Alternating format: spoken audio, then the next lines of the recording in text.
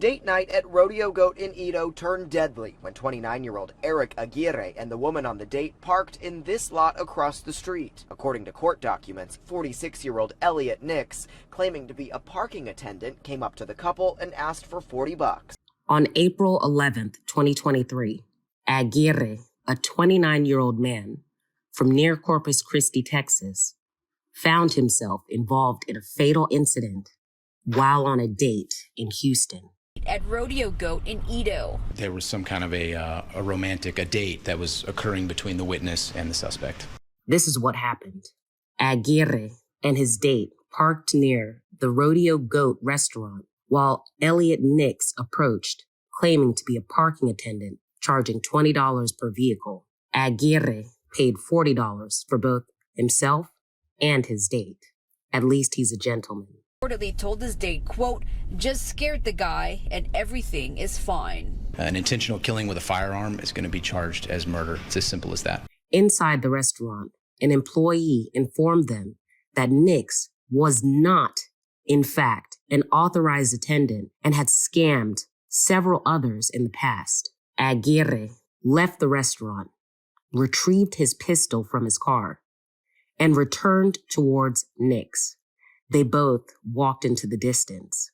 After paying and walking into the burger restaurant, there was a waiter who knew that the guy was scamming people for parking, and he advised them, hey, that guy is scamming you for parking. Employees of this smoke shop then watched Aguirre sprint to his car, grab a pistol, and chase after Nix, shooting him on the side of Chartres Street. He later died at the hospital.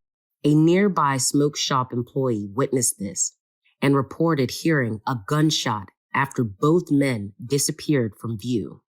The employee saw Aguirre return to his car with the gun, then re-enter the restaurant. Don't let shooting somebody stop you from going on a date.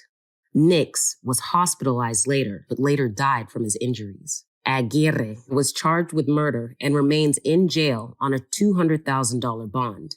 His attorney claims self-defense, though, as an attorney, I question whether there was an immediate danger after the initial scam took place.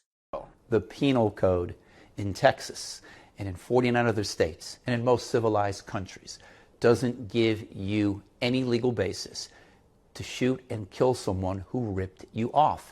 It's crucial to examine the circumstances under which he acted.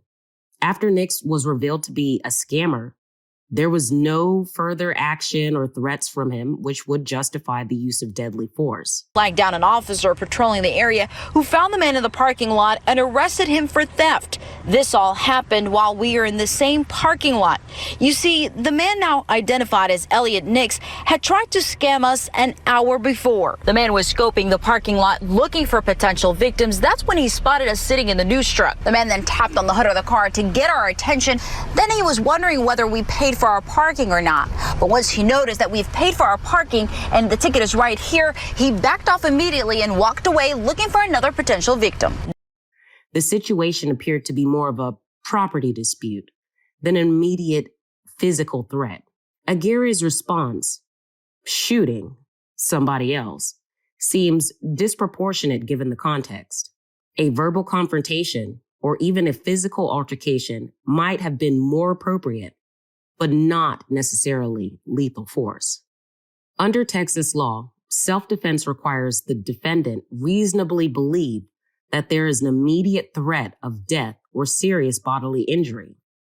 I don't see any indication of such a threat beyond the initial scamming, which does not typically warrant the use of deadly force, even if some amongst us feel that it does. The facts appear to suggest that the shooting was not justified under Texas law.